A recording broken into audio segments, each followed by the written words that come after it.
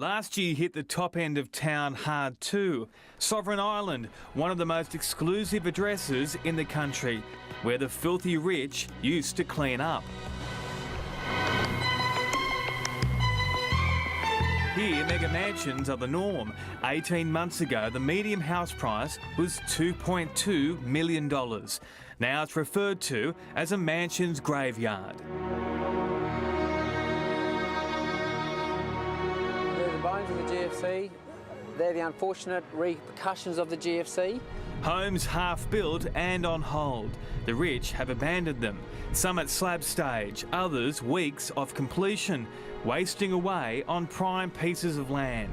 There's as many as 15, including the biggest of them all, meant to be a $40 million monster, now arguably Australia's most expensive squat. That's the reality of the real estate market here at Sovereign Island.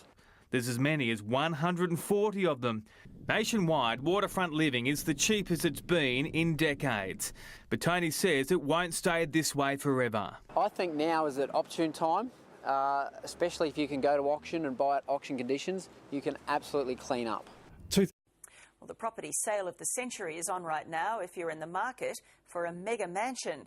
It seems some of Australia's rich and famous have hit such hard times they can no longer afford their homes. Dozens are up for grabs and their price tags have been reduced by millions. The boats are big. The views even bigger. But the price tags on the mansions that go with them are shrinking. It's bargain buying for what it is for top-end real estate. It's between 10 and 30% for most properties, but yes, up to 50% for some of the very, very top-end properties. Look, they're bargains in comparison to where they were previously in price. It's the massive mansion clearance sale. Gold Coast palaces are being marked down by millions. Are you throwing in a free set of steak knives or anything like that? Vacuum cleaner. But that's for the maid. This property was 20 million, now 15.5. What a bargain. This waterfront multi-block mega monstrosity in Sir Lancelot Close had an asking price of 14 million. But it's sale time, now all yours for 9.5. With an asking price of 16.5 million, the Baltimore has been going stale on the market for 3 months and still not a taker in sight. One of the biggest clearance mansions on the market is a Bellagio. At one time, a cool $9.5 million got you the keys to the door. But right now, all this could be yours for $5.5 million. That's a slashing of $4 million. Imagine what you could do with all that lovely money that you've just saved. Ooh, you could buy yourself a brand new car, make it a Rolls Royce. In fact, you could buy 8 of them and put them in your brand new 8-car garage. The beach house at Ritzy Hedges Avenue has taken a hit, reduced $2.5 million from $9.5 million to only $7 million. Well, Michael, it might not be a mansion, but this is certainly one heck of a piece of real estate. Yeah, look, it's first time to market in 58 years. One of the original beach shacks down here in Mermaid Beach. At the peak of the property market, Coolamane could have fetched over $7 million. Today, though, its asking price drastically down by 15%. Michael Koloshi from Ray White Broadbeach reckons you shouldn't feel too sorry for the family.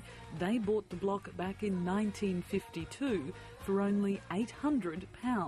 In the last 3 years, what's happened to property values along Hedges Ave? Oh, look, property prices did pull back somewhere between 20 and 30% as a direct correlation between the mortgagee sales and distressed sellers that had to go.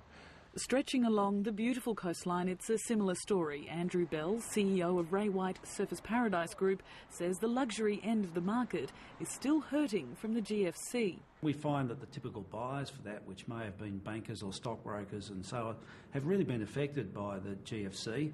And so they're the markets that have slowed more than others. The bargains head skyward. This Q1 penthouse was sold off the plan for $8.5 million. It sports an indoor swimming pool and 360-degree views. The asking price now, $6 million. Ever the optimists, agents like George Bobolis from Ray White claim it's all relative. Wiping a few million off one of these properties, he says, is just like wiping $100,000 or so off a typical family home owned by us mere mortals. Are the owners of properties like this crying into their Shandon, their Cristal at the moment? I think they're quietly sipping and assessing situation, but not crying at all.